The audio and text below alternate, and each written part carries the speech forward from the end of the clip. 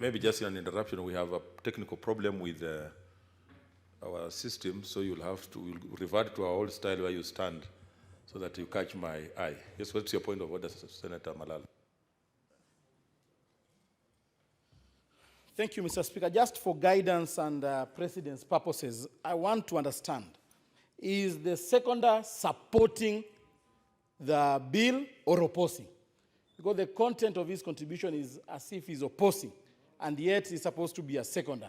I would like to understand if a seconder can be allowed to oppose, just for precedence and guidance purposes.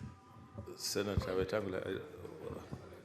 Mr. Speaker, I suspect the distinguished senator for Kakamega was part of the mountain group that was engaged in active discussion when I started my contribution.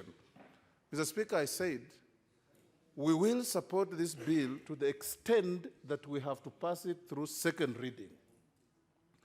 Whereafter, we have an opportunity at third reading to amend it. Because if we kill it at this stage, then we put the country in a lot of difficulties. But when we go to pass it with amendments at third reading, then we send it to mediation. So for the guidance of my distinguished young colleague from Kakamega, when you come to speak, speak as freely as you wish. But go and vote yes at second reading, and then we'll deal with it at third reading. The point I was going to, Mr. Speaker, is the leasing of equipment. Our committee, Mr. Speaker, has followed very closely the history of this equipment. And Mr. Speaker, we have seen the difficulties the House has been facing, including the chair. You're off mic. Trying to panel beat and shape the Committee of Health to bring cogent answers on this issue. Unfortunately, Mr. Speaker, we haven't received any cogent answers on medical leasing. So the committee advises this House, Mr. Speaker, that until the gray areas on medical leasing of equipment is clear, we do not give any money towards this item in this budget. For the simple reason, Mr. Speaker, the figures have been changing every year. This House has been asking for the contracts. We were shocked, Mr. Speaker, when the chairman of COG appeared before the committee and told us that even them as governors who have signed these contracts have never seen them. They have been signing MOUs, which are not even an addendum to the contracts. So they don't know what they have been signing for. They don't know what they are leasing. Equipment is delivered in counties in crates and containers, and they're told, keep them there. Mr. Speaker, prudent management of public resources is a cardinal principle in our Constitution. It is also a cardinal principle in the PFM Act. Above all, Mr. Speaker, is the cornerstone of the Chapter 6 on integrity in the management of our affairs. I want to urge senators, Mr. Speaker, that even if the leasing of equipment was noble and was going to be beneficial, it cannot be a gravy train where we shroud it in mystery. Nobody wants to answer questions. And Mr. Speaker, we have seen how even our own distinguished colleagues in the Committee of Health have looked helpless bystanders as these things happen in the country. So I want to urge the House, Mr. Speaker, that we delete altogether the amount of money provided for leasing of equipment. This money is not being lost in the budget. It is going to be within the 335 that will go to the counties to deal with other issues, including but not limited to health. That way, Mr. Speaker, we will be able to support and assist devolution. Another important issue, Mr. Speaker, that I'm sure many senators will speak to, is that in giving the counties the 335 billion that we're talking about, we are not giving governors a blank check to play with the money in the manner they wish, particularly in matters of accountability. We, as a Committee of Finance, Mr. Speaker, have urged the Committee of Public Accounts and Investments of the Senate to speed up their audit and oversight role so that we do not continuously look at expenditure in a matter of postmortem of what died 3-4 years ago. So that this House can be able, Mr. Speaker, within record time to arrest situations where money is being pilfered, to deal with situations such as what we are having in Samburu and many other counties. So that, Mr. Speaker, as we fight to give more money to the counties, the threshold and the levels and expectations of our accountability must go with it. And I want to urge senators that even in your own small way, let's not wait for PAC of this House to carry out the oversight. Let's ourselves be part of the primary oversight, supporting our county assemblies in making sure that money is put to good use. Mr. Speaker, I want to end by urging the House that I think this Committee of Finance has brought to this House a very well-reasoned and good and progressive report. For the first time, Mr. Speaker, I think this House and tell the country that the Commission for Revenue Allocation was not set up as a cosmetic venture.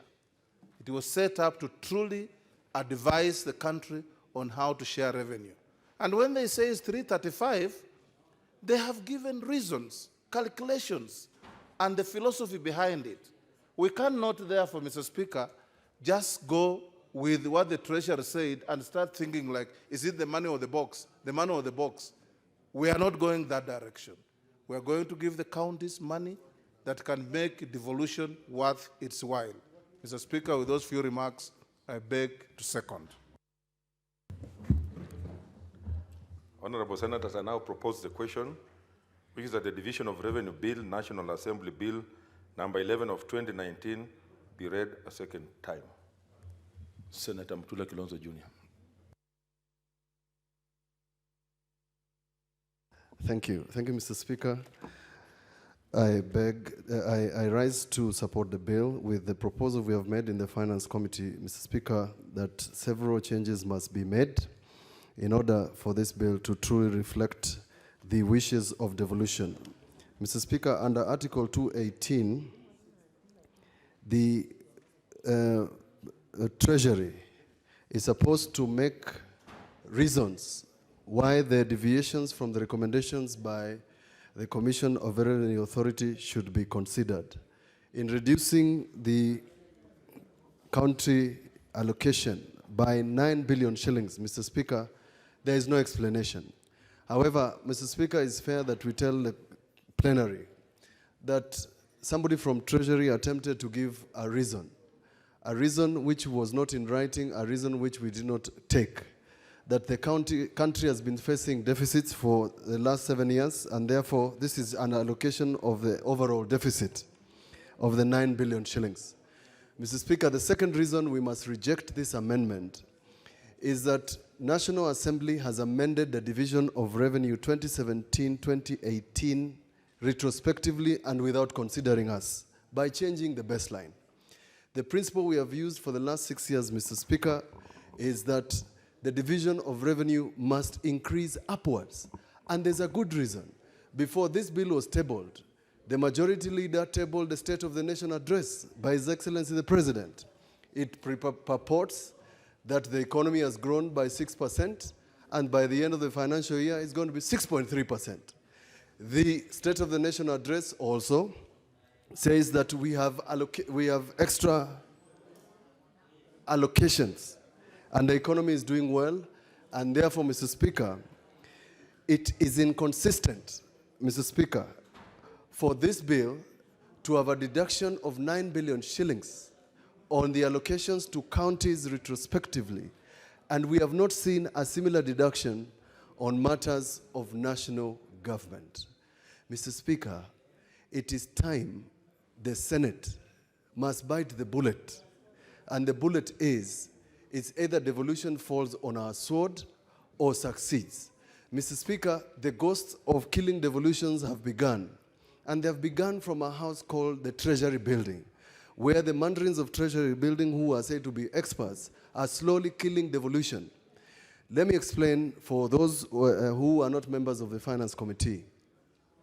The allocation to counties has been reducing from 4.4% to GDP to 2.3% this financial year.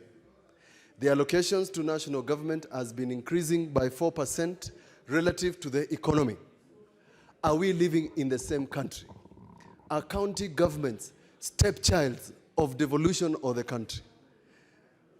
Mr. Speaker, by rejecting this allocation and amending it to conform to the allocations done by Commission of Revenue Authority, we are just following the Constitution, where in Article 217 and Article 218, we are required mandatorily to consider the recommendations made by Treasury and made by Commission of Revenue Authority. On the second aspect, which is medical leasing equipment, for the first time, this House and through the Finance Committee, we have made a decision. We have dilly-dallied, we have moved back and forth, we have made noise, but this is a time to put our foot down. Medical leasing has moved from 3.8, 4.5, 6.1, 9.4, 6.2. Senator Wetangula did not mention that the chair of Council of Governors told us that the meeting which these MOUs were signed were called by the PS. He called the county executives of health of the 47 counties and told them to sign on an MOU. The governors were not aware. By the time the governors arrived in the room, they were told the contracts have been signed for and on behalf of counties. Second fact, the documents that were tabled here by the Cabinet Secretary Health have not been seen by any governor in this country. Yet, my dear colleagues, your counties have paid a minimum of 450 million since 2013. The total allocation now from 2014 is 450 million, up to now. We constructed a hospital using 135 million shillings. 450 million shillings, and you have not seen a document. You have not seen the contract. In a county like Trans Nzoia, half the hospitals do not have the equipment. They are still in stores. Some of them are still in boxes, never been used. This is a fraud. This is corruption. We must say no to it by rejecting it from the schedule. The county, and if you want to know what the deduction means, there is a schedule attached to the report. I hope it is there. And I want to begin, just give you a few examples. Nairobi County will face a reduction of 454 million if you accept the 9 billion adjustment. The county of Kakamega will suffer a loss of 297 million shillings odd.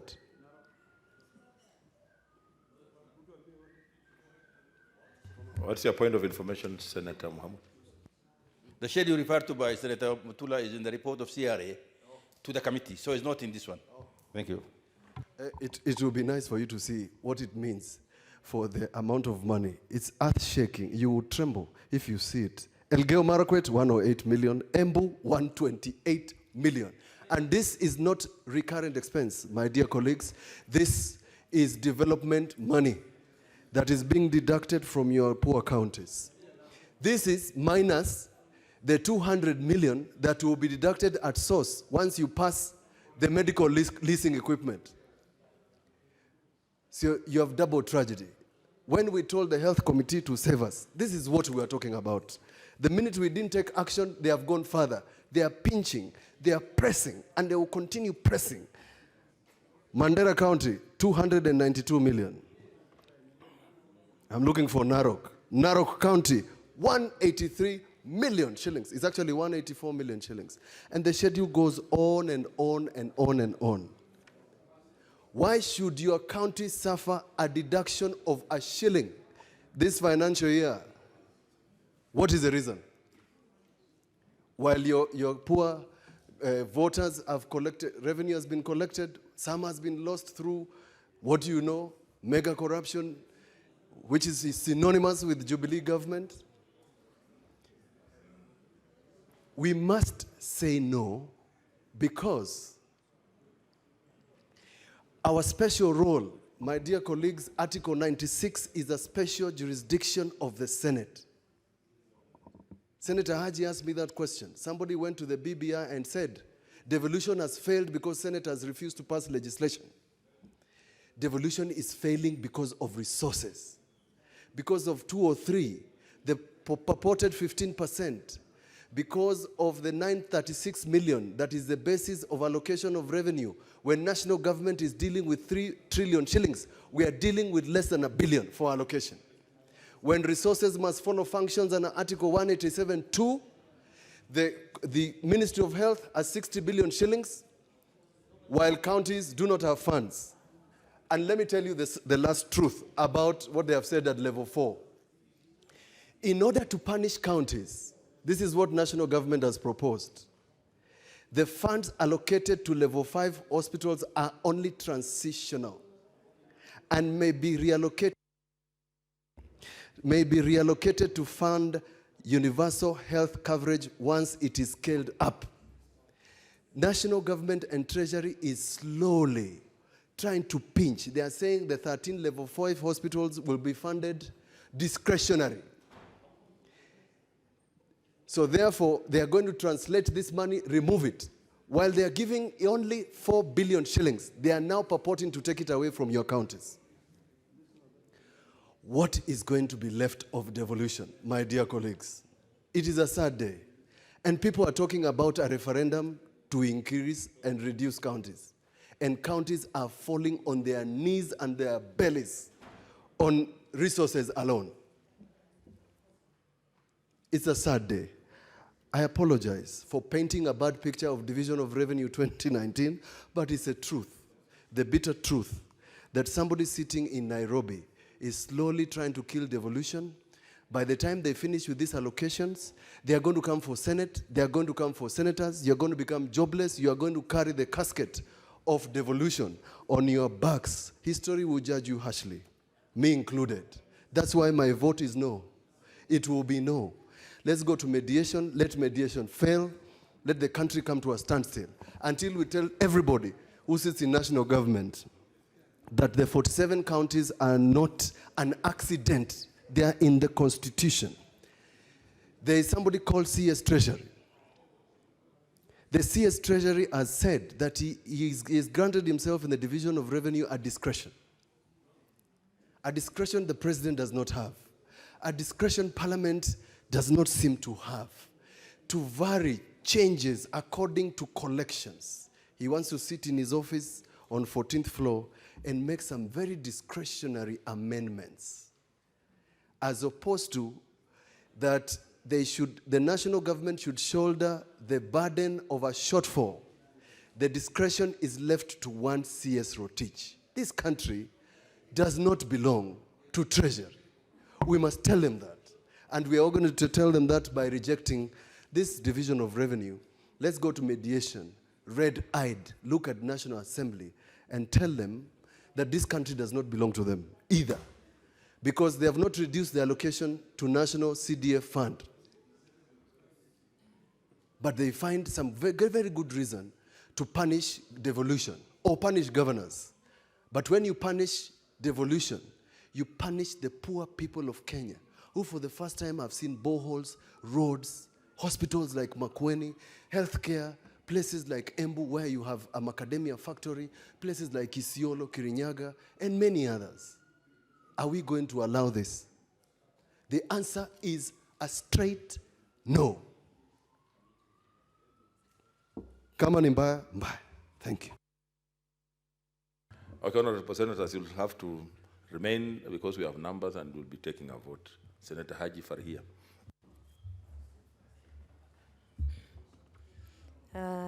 Thank you, Mr. Speaker, for giving me this opportunity to contribute to this motion. I support with amendments. Mr. Speaker, there was a proposal to reduce some money from counties for last financial year. And what is for a fact, Mr. Speaker, is that up to date, Treasury has not revised the revenue collection estimates. So why, the question I asked is, why are we reducing money to counties? Yet, even if you are to buy the argument that they are underperforming in terms of collection, even their estimates, according to the PPS that we looked at in February, somewhere there, they still showed that it is 1.6 trillion in terms of revenue generation for this country. Mr. Speaker, if people are to speak about referendum, Mr. Speaker, and we decide we are going to change the constitution for any opportunity that we get, I think money that is going to the county is doing much better than the amount of money that's retained in national government. And therefore, we should increase the allocation for counties for 50%, and whatever function that we move, some remnant of it should not remain in the national government, Mr. Speaker. Mr. Speaker, in terms of the GDP, it is estimated that it will grow this year to 6.3. Now the DORA that we are discussing, that it's estimated it will grow to 6.3%, Mr. Speaker.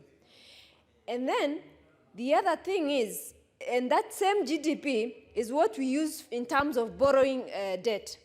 Mr. Speaker, if any of the parameters of that changes, Mr. Speaker, then in terms of the climate, anything else, then that means, and then it's the same one that we are benchmarking in terms of how much we borrow, Mr. Speaker. So the risks are many, Mr. Speaker. And I think it's high time, whether it is this house or the other house, Parliament determines borrowing. If it does not, I tell you, this country will sell all our assets until we have nothing more to sell, Mr. Speaker.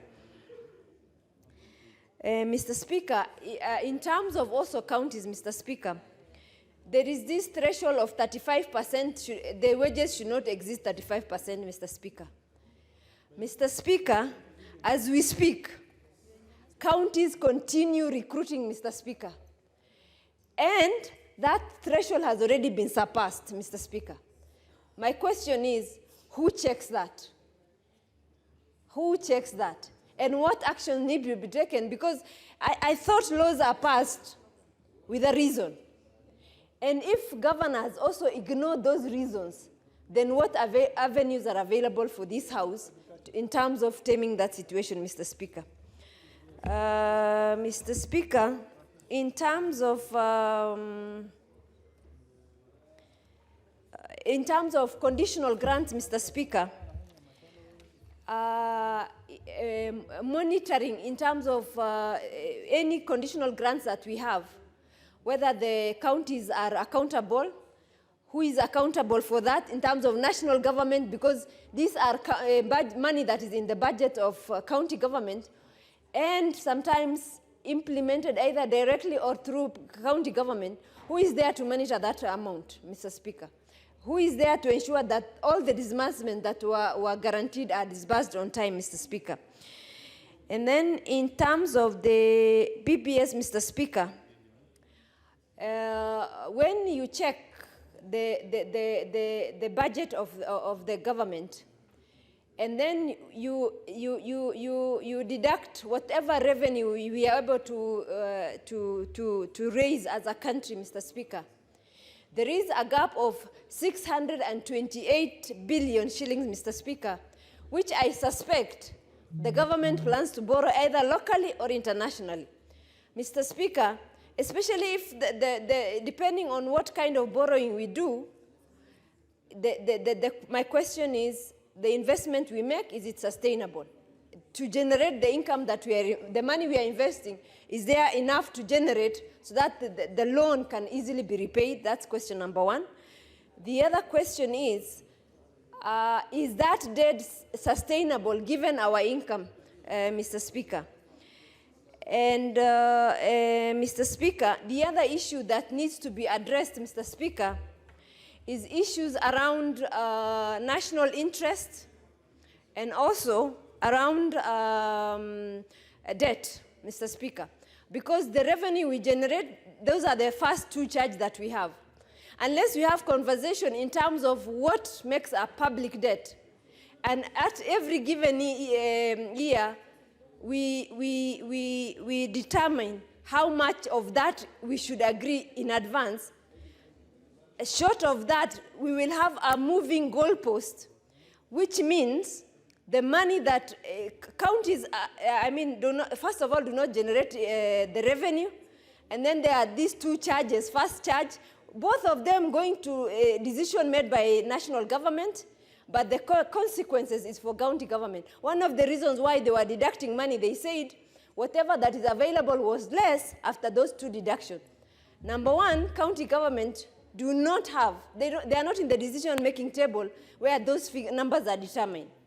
So that, unless those conversation is taken, and unless we agree on parameters, then that means devolution will die, because someone can say, of the 3 trillion, 2.9 of that will go to those two, and then the balance that is left is for national government and for counties. So that is a conversation, I think, unless we have counties risk closure and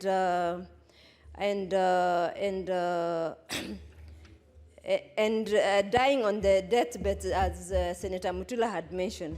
Mr. Speaker, in terms of health, Mr. Speaker, the equipment that we keep on seeing varying, and then, of course, people asking for contract and all that, okay, agreed. Health is one of the functions that is devolved. Give that money to the counties and let them prioritize according to their need. Why should you buy for equipment, gloves, trolleys that they don't even need in the first place, Mr. Speaker? Or even, recruit a doctor who can be able to treat those people, Mr. Speaker.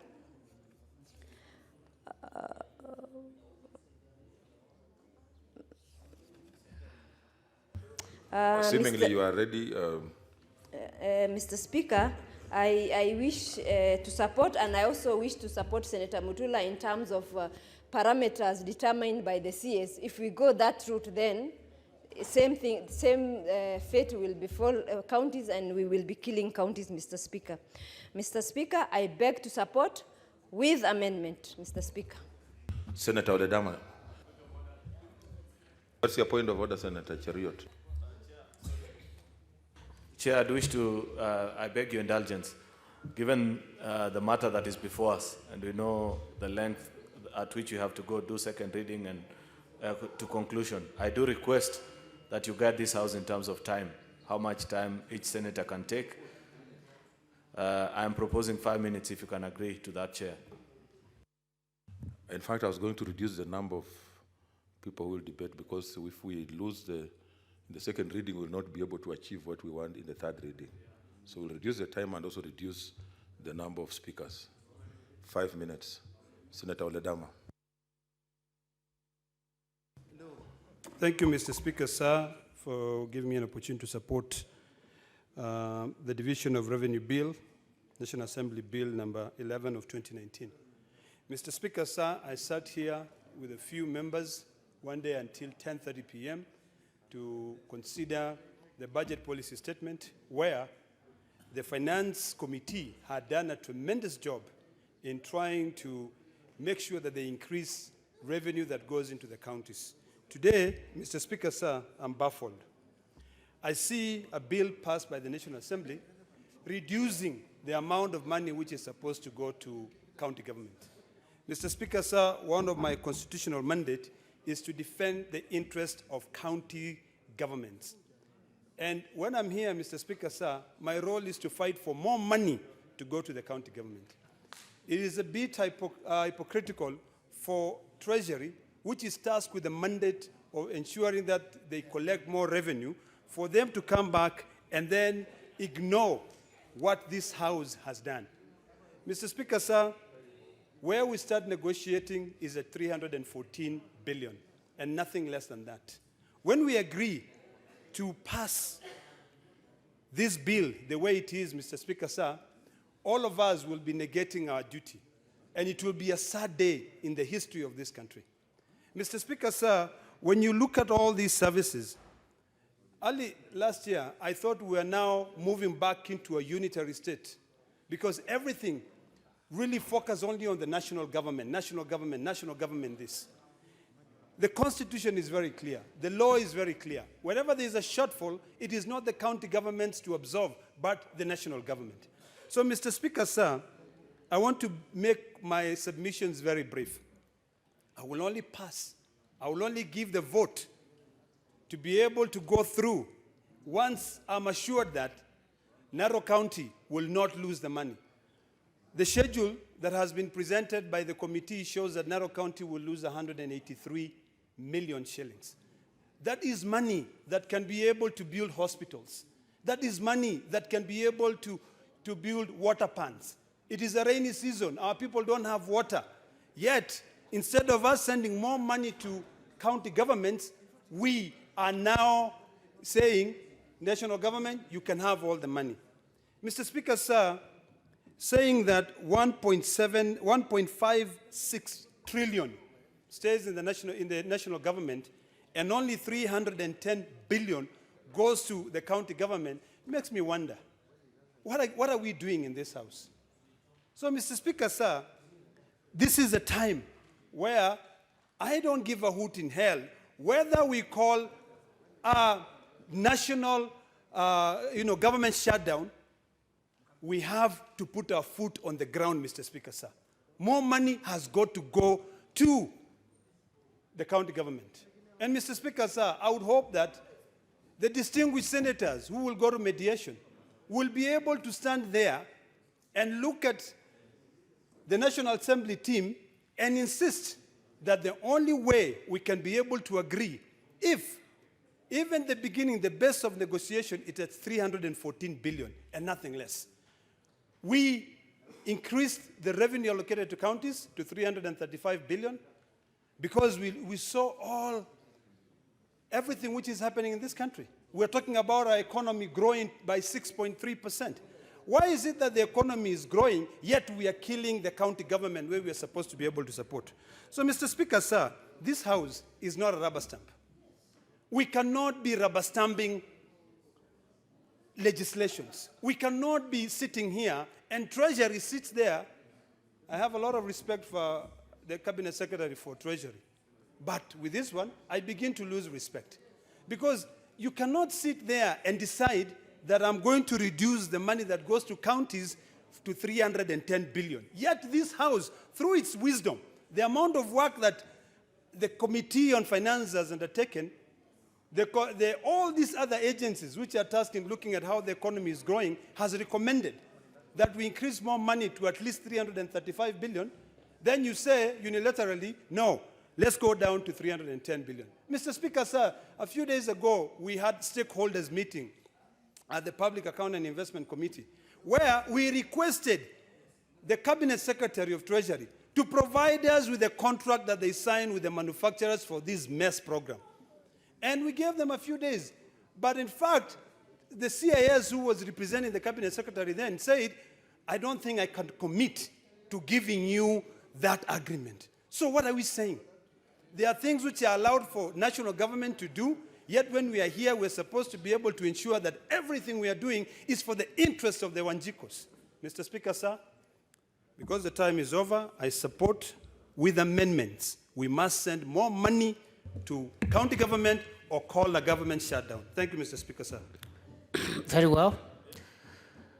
Thank you, Senators. As you are aware, this is a special sitting, and we have to exhaust today's agenda. So unfortunately, because we have to dispense with second reading, go to committee, and we need numbers to push this agenda forward, we will not be in a position to all of us debate this matter. So I'll allow maybe one or two other speakers, 3 minutes each, and then we take a vote. So ordered. Thank you. Senator Mwinyi. Asante Mheshimiwa Spika kwa kunipa fursa hii kuchangia mswada wa ugawavi wa pesa za serikali kwa muhula wa mwaka 2019 mwaka 2020. Mheshimiwa Spika, nimependa kwanza kusema kwamba naunga mkono mswada huu, lakini kwa sharti kwamba lazima ufanyiwe marekebisho. Marekebisho yafanyiwe kwa sababu mapendekezo ya kamati ya fedha ya Senate yalipuuzwa wakati mswada ulipopitishwa katika bunge la kitaifa. Mapendekezo kwamba fedha ziongezwe kutoka bilioni 314 zilizotolewa mwaka huu mpaka bilioni 335 kwa mwaka unaofuata yalipuuzwa na bunge la kitaifa. Kwa hivyo Mheshimiwa Spika, kupuuzwa huko ilikuwa ni, tunaweza kusema ni dharau kwa bunge la Senate, kwa sababu Senate ndio inaangalia maslahi ya kaunti zote. Kwa hivyo Senate ikisema kwamba pesa zinazotosha ni bilioni 335 ni kwamba wamepima na wakajua kwamba ni sawa, lazima ziongezwe. Kwa hiyo Mheshimiwa Spika, tunasema kwamba lazima msaada ufanyiwe marekebisho, na marekebisho hayo tutayafanya leo katika bunge hili la Senate. Mheshimiwa Spika, jambo la pili ni kwamba tumeona kwamba kaunti zetu zimeweza kukua na kutoa huduma zaidi kwa wananchi katika Jamhuri ya Kenya. Lakini kukua huku hakujaambatanishwa na ugawavi na kukua katika ugawazi wa pesa zinazokuja katika kaunti hizi. Hatuwezi kusema kwamba huduma zimeboreshwa katika kaunti wakati pesa zinazotolewa zinazidi kupungua. Mheshimiwa Spika, tukiangalia katika kila sehemu, katika kila kaunti, japokuwa ufisadi pia unaongezeka, lakini tunaona kwamba huduma zinapatikana katika kaunti hizi, na huduma zile zinahitajia pesa, huduma zile zinahitajia kila aina ya misaada kutoka kwa serikali kuu pamoja na zile serikali na wafadhili wa kutoka nchi za nje. Kwa hiyo Mheshimiwa Spika, hatuwezi kupunguza pesa zinazokuja katika kaunti zetu, kwa sababu zikipungua ina maana kwamba huduma pia katika kaunti zile zinapungua. Mheshimiwa Spika, jambo la tatu ni kwamba katika hizi kaunti zetu zote tumeona pia kwamba hii swala la vifaa vya afya ambavyo vinapelekwa imekuwa ikitumika vibaya na serikali kuu, kwa sababu vifaa vile vinaletwa bila ya ushauri mzuri kutokana na kaunti zile. Kwa hiyo Mheshimiwa Spika, tunasema kwamba zile pesa zilizotengwa kwa huu mradi wa vifaa vya afya zitolewe na ziongezwe katika ule ugawavi ambao utatolewa kwa kaunti za serikali. Asante Mheshimiwa Spika. Thank you, Senator Mwinyi. Senators, kindly don't leave the chamber for the reasons that we have already stated. Kindly don't leave the chamber. Senator Cheragai. Thank you, Mr. Speaker, sir. I rise to support this Division of Revenue Bill with amendment, and I want to agree that the counties need more money. It was very unfortunate because 310 billion that was proposed was too little for the counties, and therefore, Mr. Speaker, we need 335 billion more money to go to counties. Mr. Speaker, sir, maybe two things. One is on medical equipment lease supplies. I think this issue has been very thorny because they have been unclarified, and and that has been a conduit of corruption. Even if the National Assembly had proposed a reduction from 9.4 billion to 6.2 billion, I want to thank the committee for removing the money that is deducted at source for medical equipment supplies, and I think this was a way of swindling money and another where there has been a scandal because fourth schedule of the Constitution, Mr. Speaker, the health function has been devolved. And when you see even about medical equipment supplies and also about upgrading of level 5, the increment on trying to bring back the national government to continue discharging the health function is again against the spirit of devolution in this country. Mr. Speaker, sir, I've seen they are proposed on the issue of agriculture. These are some of the issues that we need more money to be given to the counties. We don't need more money to be given to the national government on issues of agriculture. You remember agriculture has been facing a lot of challenges, the issue of national subsidy program, the issue of national cereals and produce board. We need these functions to be devolved so that people in where I come from, in Nandi County, in North Rift, where our main backbone of economy is agriculture, Mr. Speaker. So therefore, we need to devolve all these functions through NCPP, through national subsidy program, and we continue. Finally, Mr. Speaker, sir, I want to encourage that 310 billion is too little for counties. We need 335 billion so that our counties can realize the full potential of implementation of the schedule and functions that have been devolved, Mr. Speaker, sir. I know most of our counties, as we talk, there are so many questions on spending and accountability that most counties are facing in terms of corruption allegations. But that one should not be a justification by people who want to undermine corruption by saying the more we give money to the counties, the more corruption will go. We want to challenge maybe the DCI and EACC, most of the organs that participate in the fight against corruption, to do their job. We shall not deny our counties the money simply because somebody somewhere thinks that there is corruption at county level. We must agree that corruption should be fought aside, but we must agree that more money should be allocated to go to the counties, Mr. Speaker. But I'm happy that we have at least removed the medical equipment supplies, which were one of the best well-organized conduit of siphoning public money that would have been made and ensured that our people continue to receive services. I thank you, Mr. Speaker, sir. Thank you. Senator Haniri. Mr. Speaker, I thank you for the opportunity. Mr. Speaker, Senator Wetangula and Senator Mutula Kilonzo put it very well, that we will support this bill to go through this stage, knowing very well that we do not support the contents of the bill. We will certainly have to make amendments at the third reading. Mr. Speaker, I want to remind my colleagues that as we debate this bill, we must remember the provisions of Article 96 of the Constitution that Senate represents counties and serves to protect the interests of counties and their governments. One of the cardinal responsibilities of this House is to pass this bill and the other bill, the County Allocation of Revenue Bill. Those are our two major cardinal responsibilities of this House. And therefore, Mr. Speaker, sir, we support the lead of a majority for recalling us from our recess to ensure that we push this particular agenda. Article 202 of the Constitution provides for equitable share of revenue between the national government and the county government. Mr. Speaker, looking at this particular formula that is being used, you cannot call this equitable.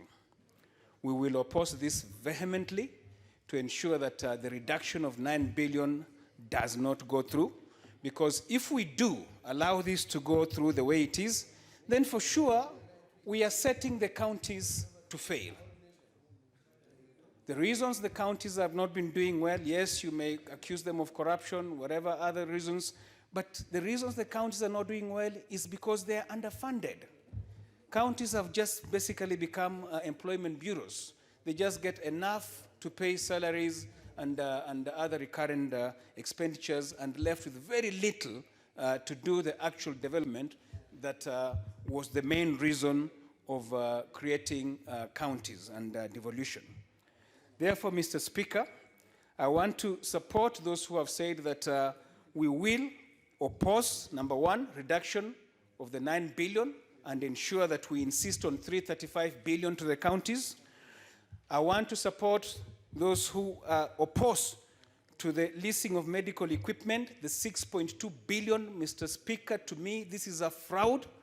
We've talked about it several times in this House, but we must now walk the talk and ensure that we stop these deductions that go towards payment of the medical equipment that is not very helpful to most of our counties. These should have been left to the counties to purchase things as per their needs, Mr. Speaker, because this was forced down the throats of most counties. So as Senate, we must ensure that devolution succeeds and we must stand with the counties. I thank you, Mr. Speaker. Thank you, Senator Haniri. Senator Linturi. Mr. Speaker, and let me add my voice to this particular important bill before this House and say, Mr. Speaker, I stand to support this bill with the proposed amendments by the Finance Committee. And Mr. Speaker, say that as many of the speakers have said, that cardinal principle of the protection of the interests of the people of the the people of our counties and their governments is our mandate that we cannot compromise. Whatever it takes, Mr. Speaker, we must stand to be counted.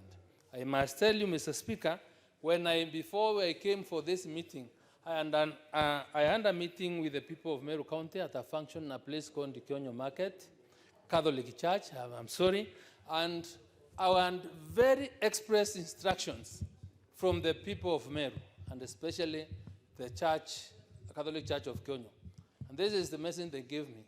They told me, as you go back to Nairobi, because we've been told that we've been conned, kindly go and say no to the reduction of the money going to the counties. So when I speak here, Mr. Speaker, I'm speaking with the full authority from the people that I respect, from the people that give me the opportunity to represent them in this House. And no matter of any kind of intimidation, coercion, or persuasion that will make me change my position. And I really am happy that the mood of this House, the mood from all the senators that have spoken, are so clear that indeed we cannot allow and we shall not allow the variation or the reduction of the money going to counties. Mr. Speaker, when the authority was sent to us by these people, we cannot participate in a matter that reduces the amount of money that goes to them when there are even constitutional provisions that protects the reduction of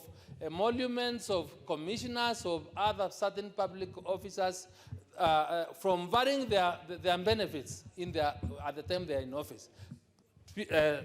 Similarly, Mr. Speaker, we cannot vary amounts of money going to counties by virtue of a mere fact or a mere assumption that the national government has failed in its responsibility to collect more taxes and for that matter enhance or boost the shareable revenue. Mr. Speaker, I thank you. Very well, keep it short. Senator Malala. Thank you, Mr. Speaker. I stand to oppose this bill with a window of supporting it only if the amendments will be tabled in the committee of the whole. Huh? But as it stands right now, I oppose it. Order, Senator Malala. Do you support the bill or do you oppose it? I oppose it. You oppose the motion? Okay. Speaker. I oppose it You cannot do both. With a primary reason, Mr. Speaker, that Kakamega County is going to lose 297 million out of this arrangement, Mr. Speaker. Mr. Speaker, 297 million is enough money, Mr. Speaker, to build almost 250 ECD classes in Kakamega. And therefore, as the representative of the people of Kakamega, I cannot sit in this House and pass a bill that is going to disadvantage Kakamega County to a tune of 297 million. Second, Mr. Speaker, I stand to oppose this bill with the sole reason we must define the role of Senate in the administration of this country, Mr. Speaker. The other day, I saw members of the National Assembly seated in luxurious hotels in Mombasa, trying to demean the role of Senate. We want to hold them by their balls, Mr. Speaker, and show them that we have a role in decision-making. Order. Order, senators. Proceed, Senator Malala. What is it, Senator Ochilo Ayako? Now, Mr. Speaker, I know we are in a different century, but the last time I was in this House, I thought the language has to reflect the dignity of this House. What is it in order for yes. my colleague to say that we should hold some people by their balls? Which balls, Mr. Speaker? Order.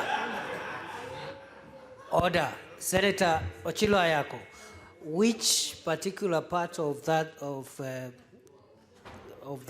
do you find unparliamentary? Mr. Speaker, holding people by the balls is equivalent to scooping, Mr. Speaker. It's very, it's a very brutal exercise, Mr. Speaker. Order. Is that true, Senator Malala?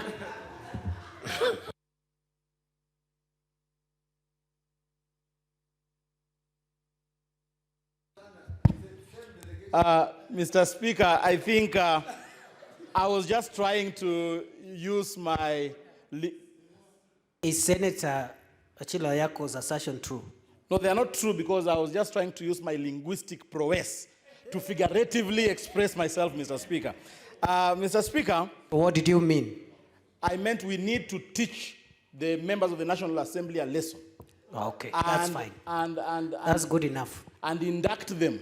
Yes. on the role of Senate when it comes to decision making in this country, Mr. Speaker. Mr. Speaker, it is sad that this House has been demeaned. People think that we are a bunch of idle people sitting here, but we want to remind them that our role is entrenched in the Constitution under Article 96, Mr. Speaker. Mr. Speaker, the other day we invited the CS for Health. And when she came to make a presentation on the leasing of equipment, Mr. Speaker, she was non-committal. She thought that this House is a dog that cannot bite, Mr. Speaker. And we want to show them that we can actually bite by deleting and stopping the leasing of the medical equipment from counties, Mr. Speaker. Mr. Speaker, and therefore, it is important, Mr. Speaker, as we carry out this exercise today, we should remind ourselves that we are representing millions and millions of Kenyans who depend on our decision today, Mr. Speaker. And therefore, Mr. Speaker, I want to urge members to actually oppose this thing and stop saying that we shall amend and support it later. Thank Time you. is up. Thank you, Senator Malala.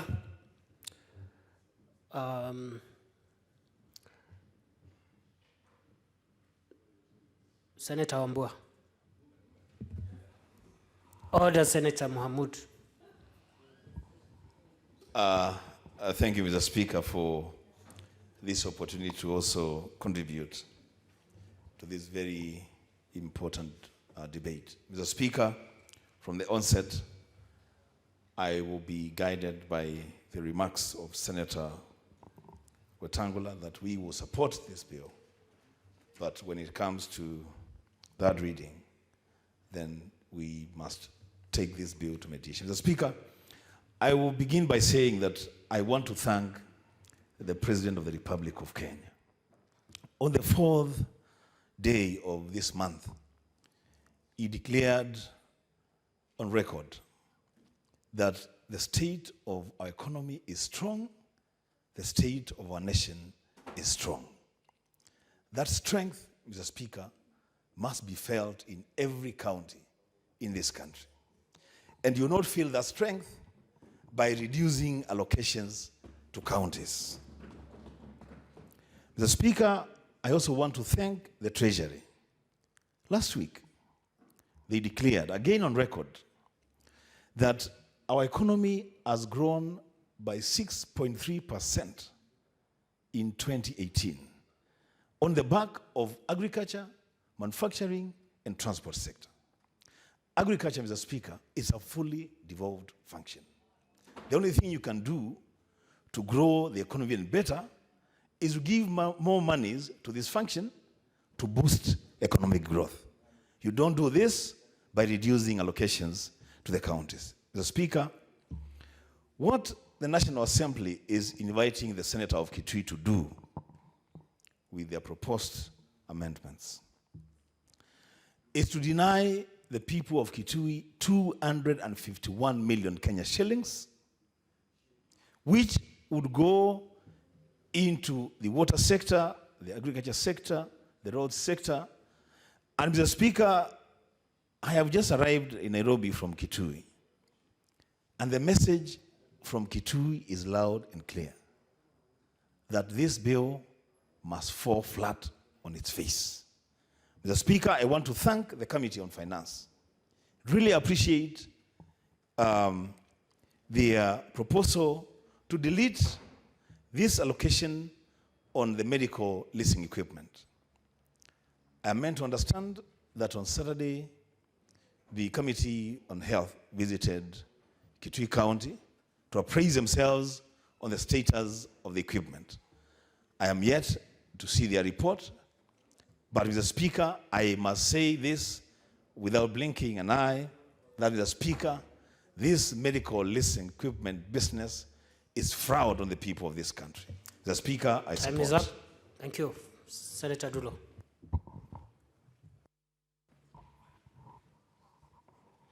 Thank you, Mr. Speaker. I wish to stand and support this particular bill, but from onset with amendments that were proposed by the committee. Mr. Speaker, I don't see why we are even sitting in this house when the provision of Article 96 is very clear in terms of protecting the interests of the county government, and the National Assembly has gone against that and reduced the budget allocation to the county government. For example, Isiolo County, if we go by this formula, we are going to lose 362 million. That is a lot of money, Mr. Speaker.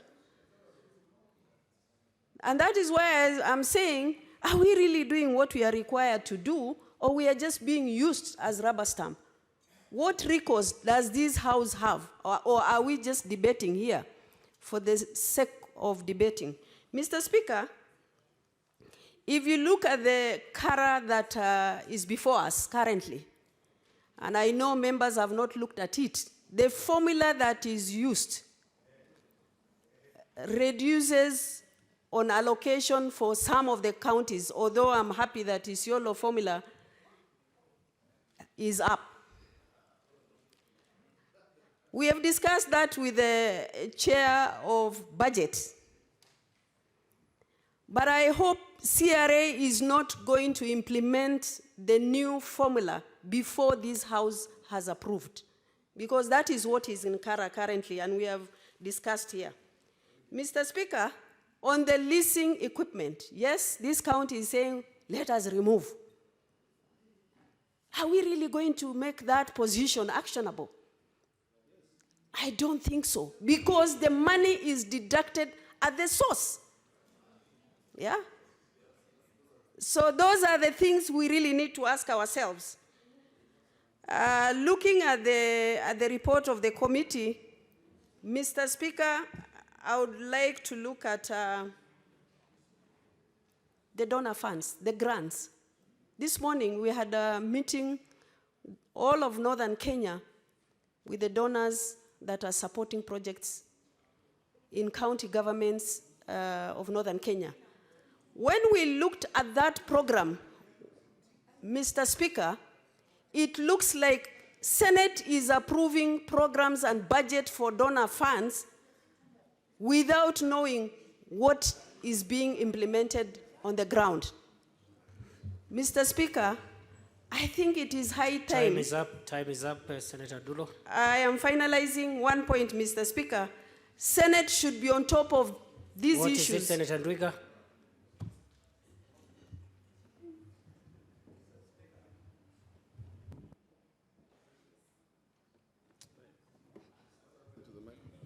Order. Senators who are leaving the chamber, we are voting in the next 2-3 minutes. Yeah, actually, that was my concern, Mr. Speaker, that we are going to lose members that we want to vote. Very well. The chair has noted. We are going to conclude shortly. Senator Dulo, your time is up. Senator Ongeri. Mr. Speaker, with your indulgence. The time is up, Senator Dulo. Senator Ongeri, 3 minutes. Thank you, Mr. Speaker. One fundamental message. If you look at the revenue side, it's on the increasing from 2015, 1.1 trillion, Last year, this financial year, 1.65 trillion, and the projected revenue is 1.877 trillion, an increase of 200 billion. In the face of an increase, you can only increase, you cannot deduct. Point number one. Point number two, that when the decision to remove the base from 314 billion to 310 billion was done, it was done at the consultation level of Treasury and the rest of the people. This House was not involved. The county governments were not involved. They are not party to this decision.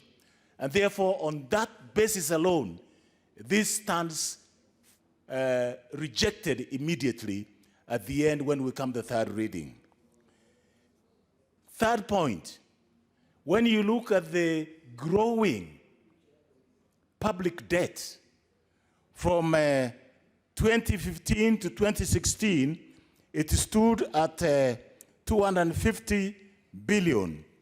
Today it stands, it's projected, last year it's projected 585 billion, not taking into account the recently borrowed resources, which on paper will go beyond the figure they are trying to project here today.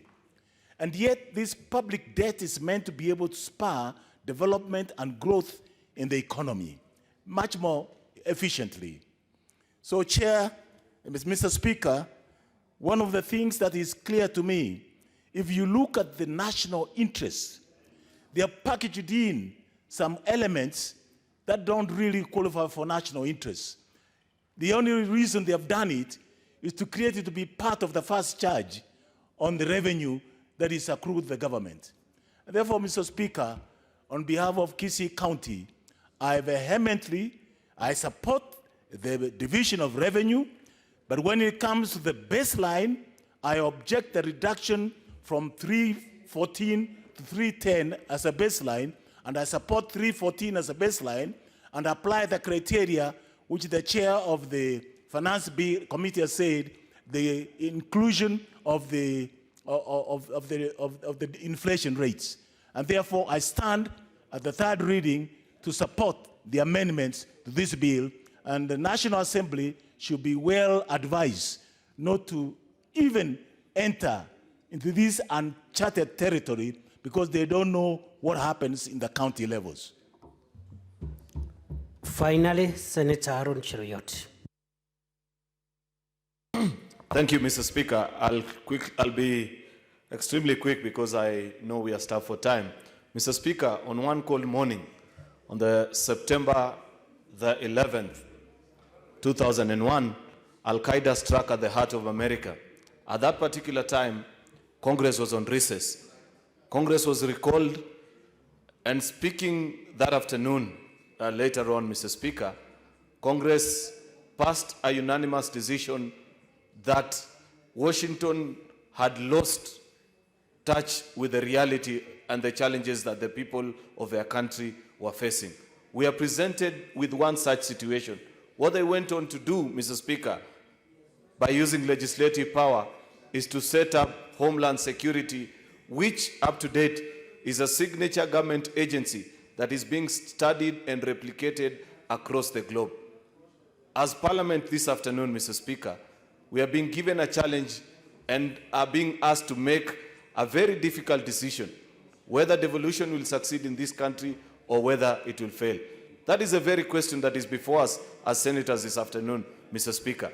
If we vote to accept this reduction, we can as well fold up this house and forget that there was once something called devolution in this country. Revenue cannot be growing, yet we keep on telling our counties that keep on spending less by the day.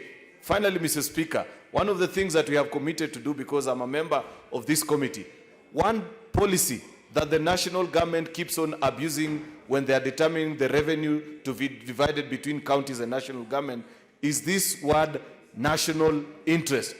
That we are told the reason why they keep on budgeting trillions to the national government and a paltry billions to county governments is because of national interest. What we shall do, and we shall be proposing legislation to this House, is to define what national interest is. After that, money shall be fairly distributed across our counties as per the dictates of Article 202 of our Constitution. Thank you, Mr. Speaker. Very well. Mover, you have 1 minute to reply, given the circumstances we are operating in. Mover. 1 minute. Mr. Speaker, sir, I want to thank the members for the contribution to this important motion. As earlier said, we will be moving amendments to put the bill in line with our budget policy statement. Rest assured that we will be able to, those amendments will actually take into account all the proposals and recommendations that come from the members. With those remarks, I beg to move.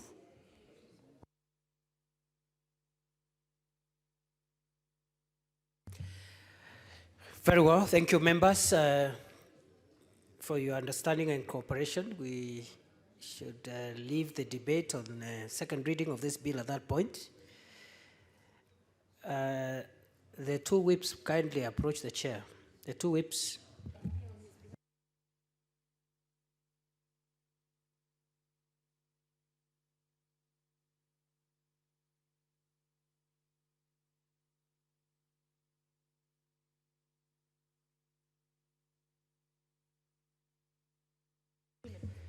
Very well. We will now proceed we'll proceed to division on second reading. Therefore, I direct that the division bell be rung for 3 minutes.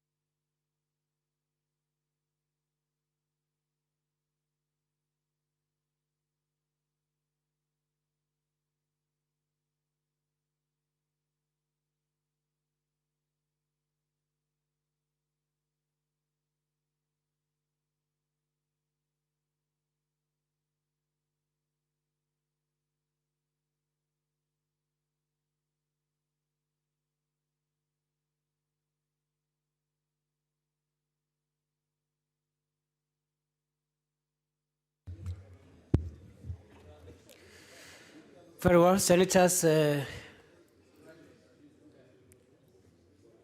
assume your seats. Kindly take your seats.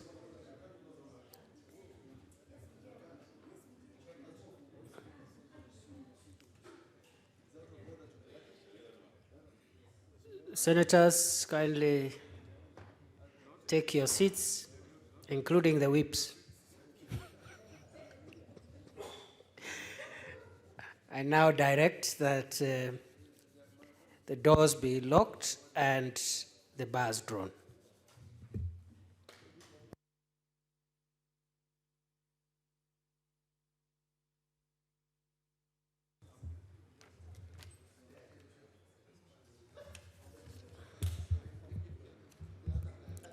Order, senators. I now put the question, which is that the Division of Revenue Bill, National Assembly Bill number 11 of 2019, be now read a second time. Start voting now.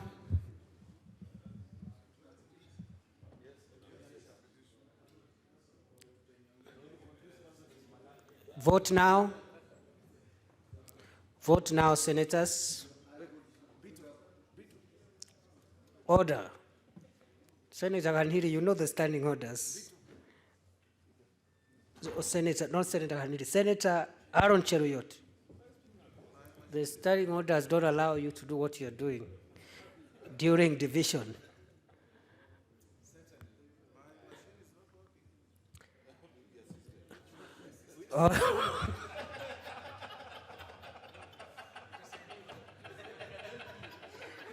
Order.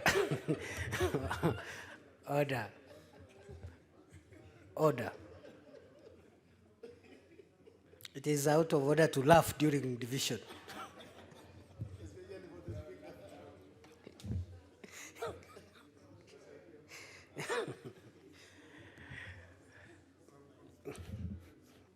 End of voting.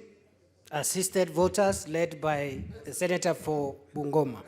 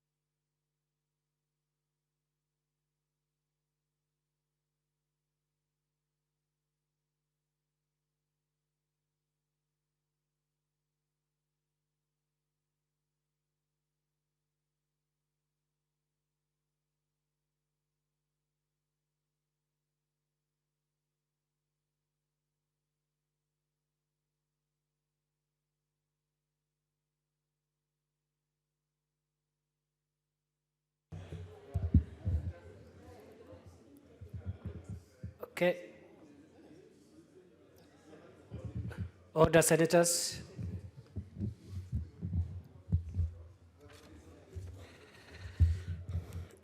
Order, senators, these are the results of the division. Abstentions, 0. Noes, 0. Ayes, 33. The ayes have it. A bill for an act of parliament to provide for the equitable division of revenue raised nationally between the national and county governments in 2019-2020 financial year and for connected purposes. Next order.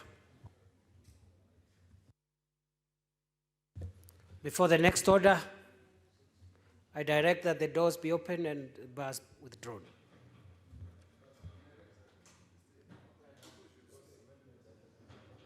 Next order. Order number 5, Committee of the Whole on the Division of Revenue Bill, National Assembly Bill number 11 of 2019.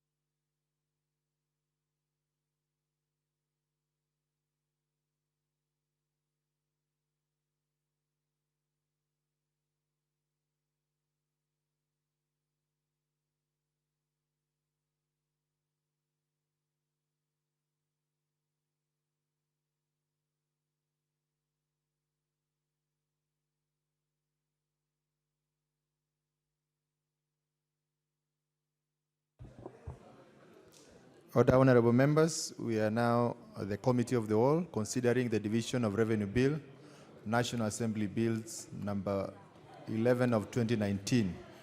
Order, honorable members.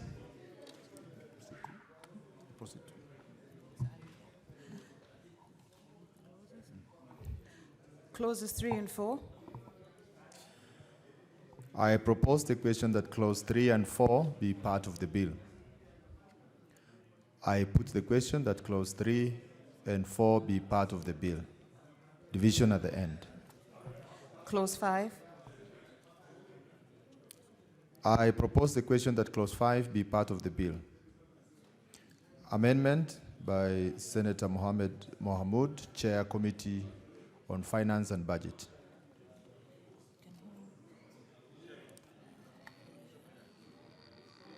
Yes.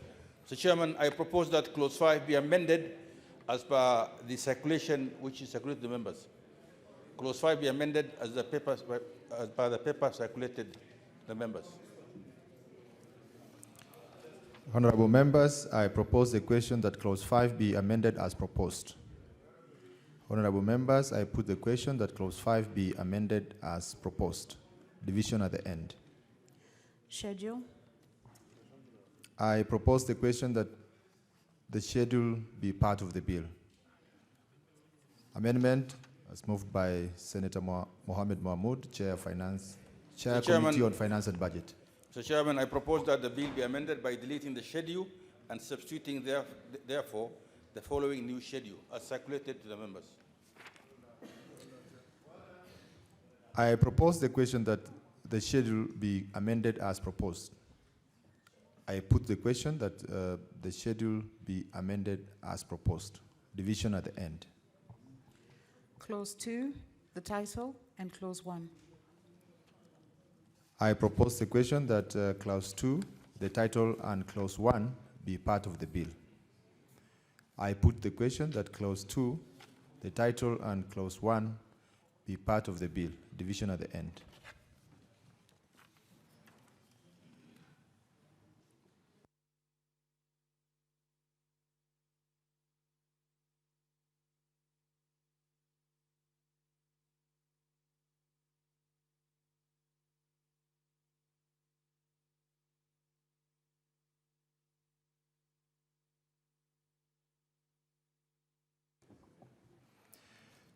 Honorable Senators, we are now going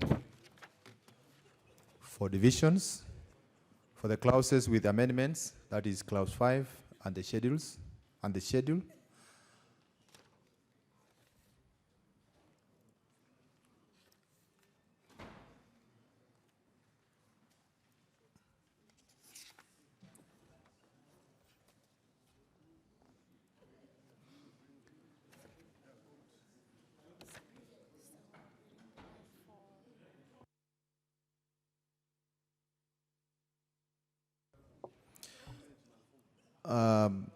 I now order the bell be rung by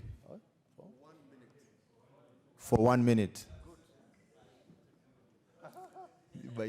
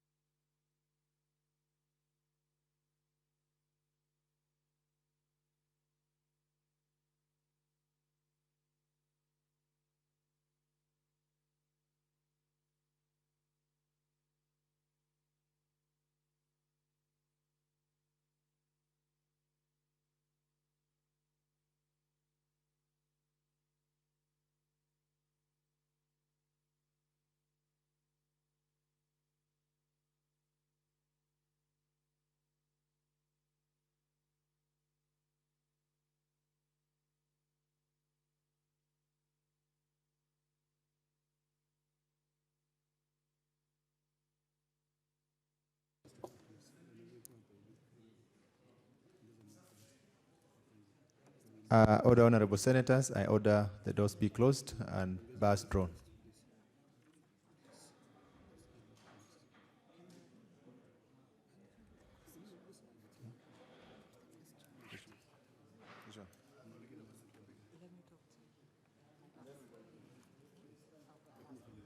Honorable Senators, I put the question that clause 5 and the schedule be amended as proposed. Start voting now.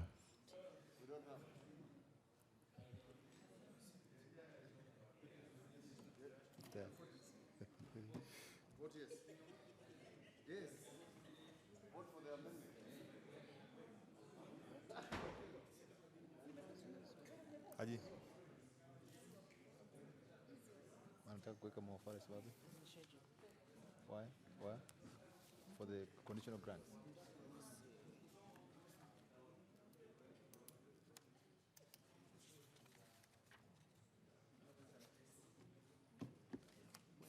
For the conditional grants or what? I think so. He just came and asked, and I said we should do it.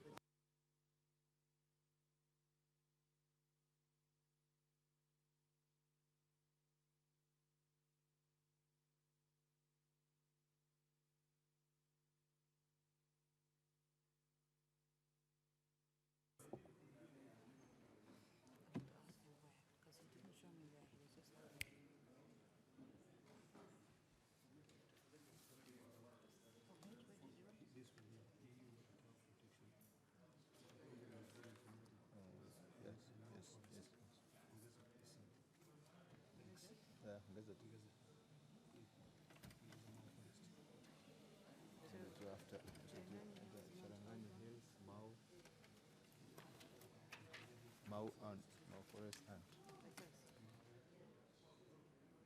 Mau.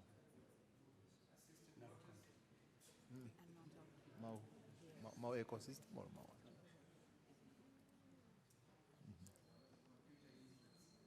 Carol, you guys are the conspirators against me today. How can you put me in the same category with Diana?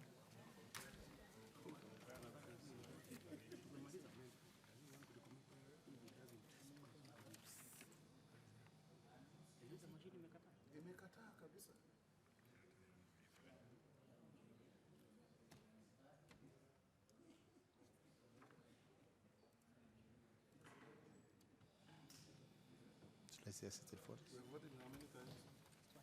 twice.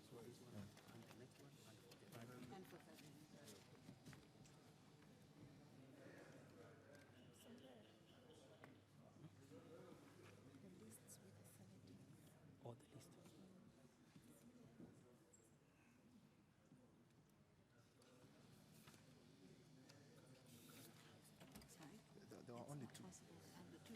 Because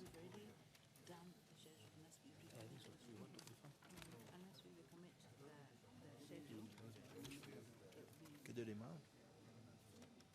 Kejo.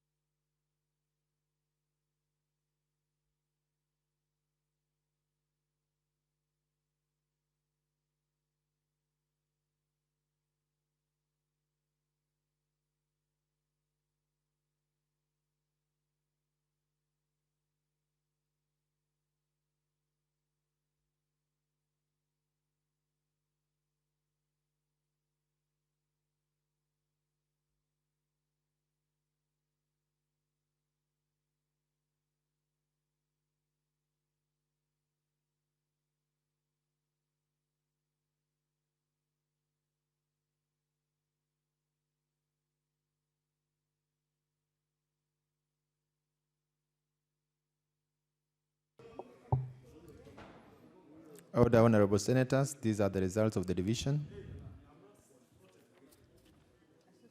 Ayes 31.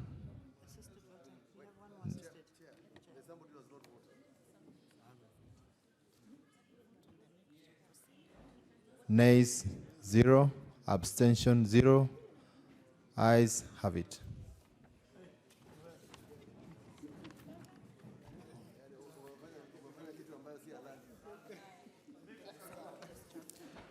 Honorable senators, we proceed to the next amendment.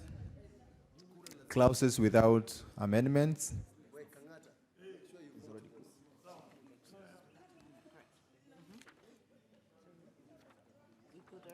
I put the question here. There's no. It's already closed.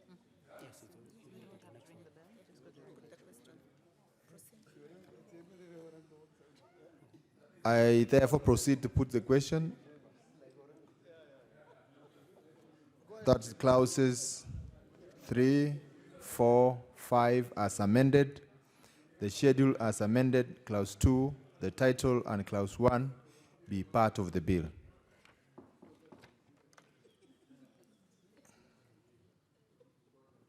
Start voting now.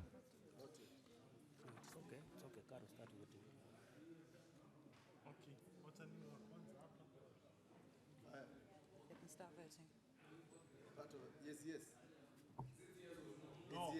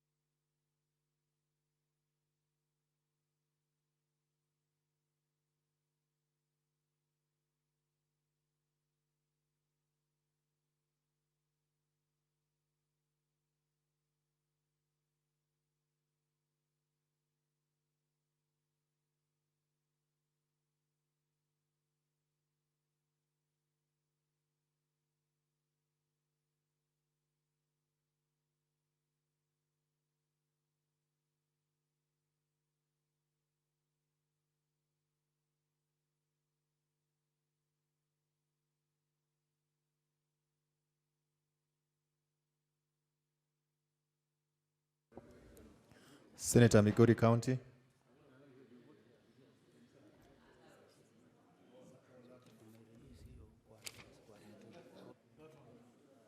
might be easier on here.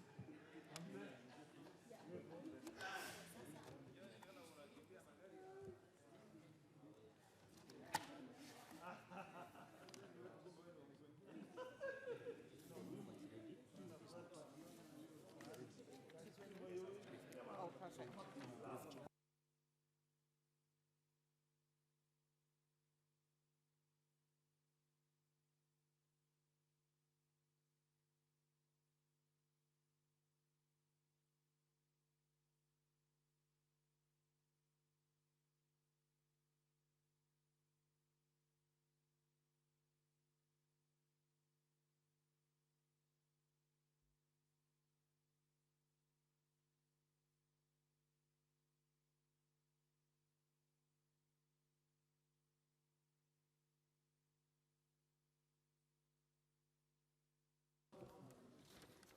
Honorable Senators, these are the results of the second division. Ayes 32, nays 0, abstention 0. Ayes have it.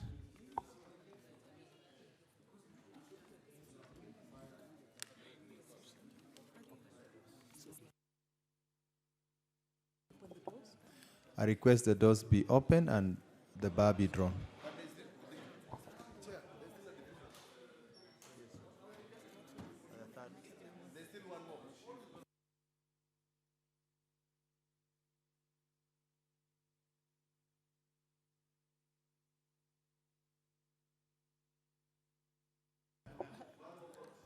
Order, honorable members. Can you give the mover? You have the mouse. I request the mover to move. The mouse.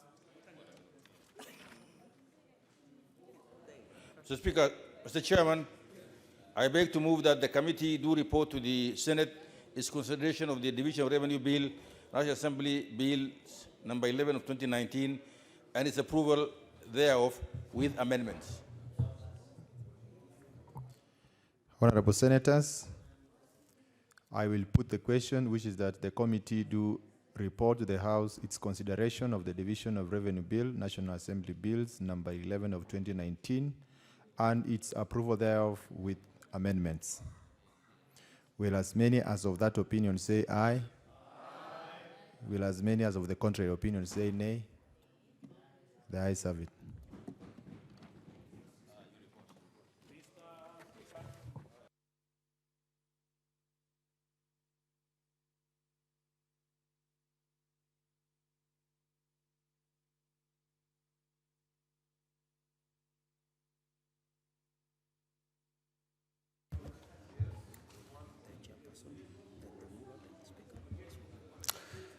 Order, Senators. Chairperson.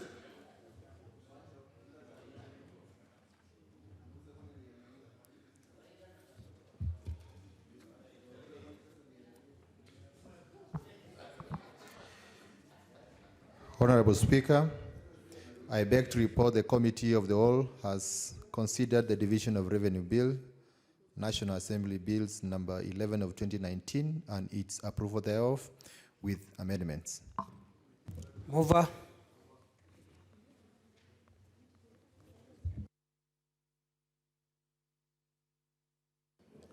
Honorable Speaker, I beg to move that the House do agree with the committee on the said report.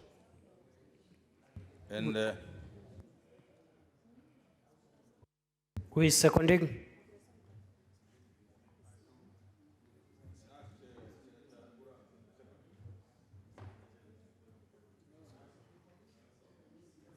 Mr. Speaker, I second.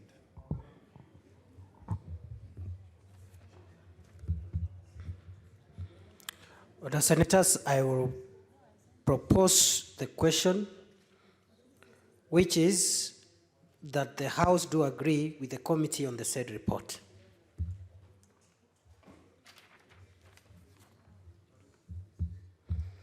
Order, Senators, I will put the question, which is that the House do agree with the committee in the said report. As many of that opinion say aye. Aye. As many of contrary opinion say nay. The ayes have it. Mover.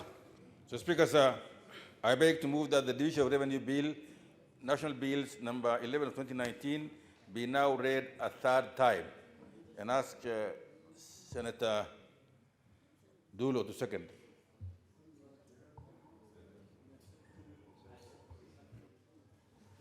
I second, Mr. Speaker, sir.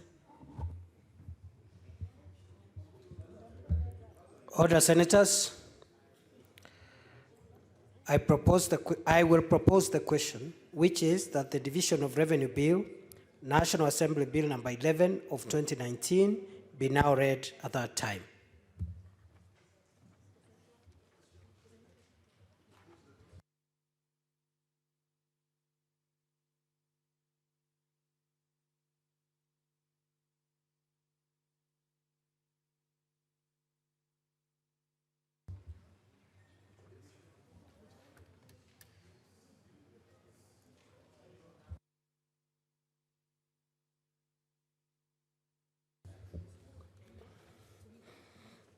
Order, senators, I will put the question, which is that the Division of Revenue Bill, National Assembly Bill number 11 of 2019, be now read a third time. The division time, I now direct that the bell be rung for 1 minute. The division bell be rung for 1 minute.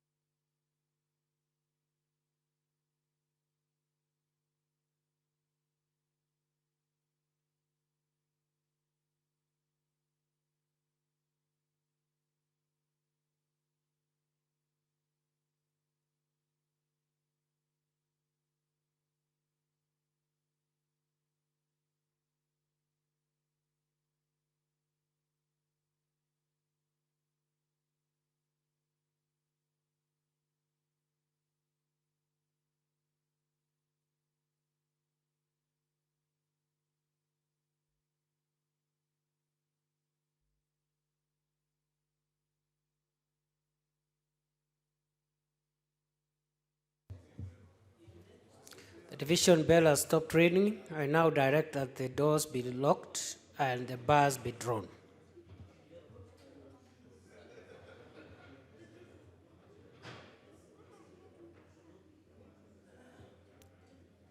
Senators, assume your seats. It's time to vote. Ready? Start voting now.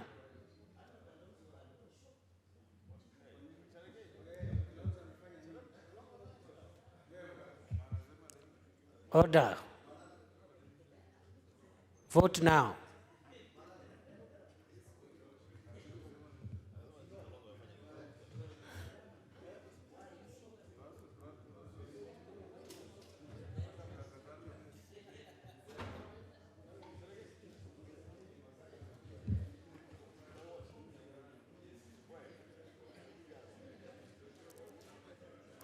Thirty seconds to go.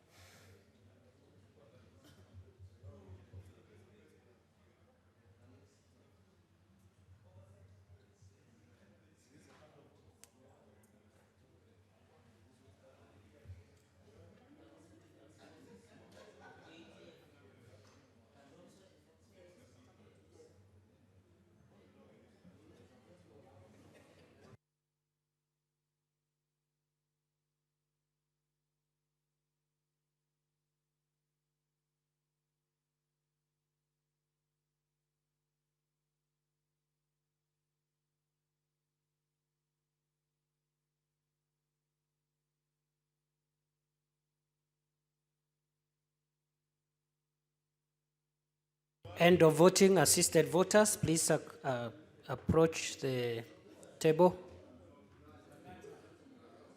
Assisted voters, led by the Senator for Migori County. who is perpetually assisted.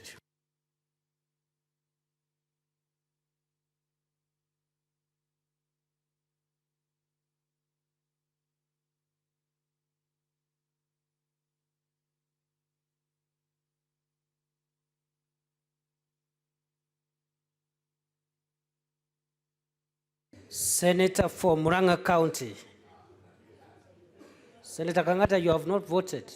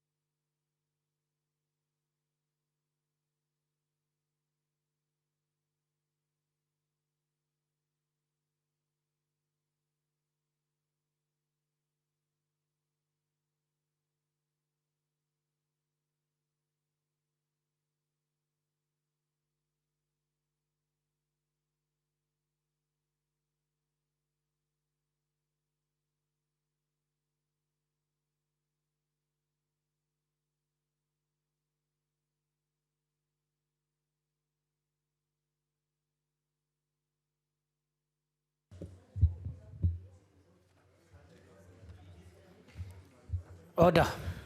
Order, Senator Mahmood. Order, Senators.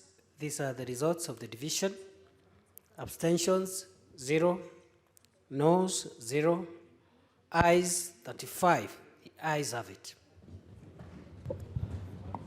A bill for an act of parliament to provide for the equitable diffusion of revenue raised nationally between the national and county governments in 2019-2020 financial year and for connected purposes.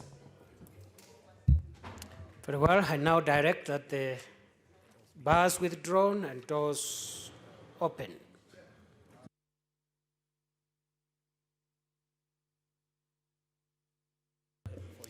Order. Order, Senators. Order, the House is still in session. Order, Senator Kibiru, Senator Ndwiga.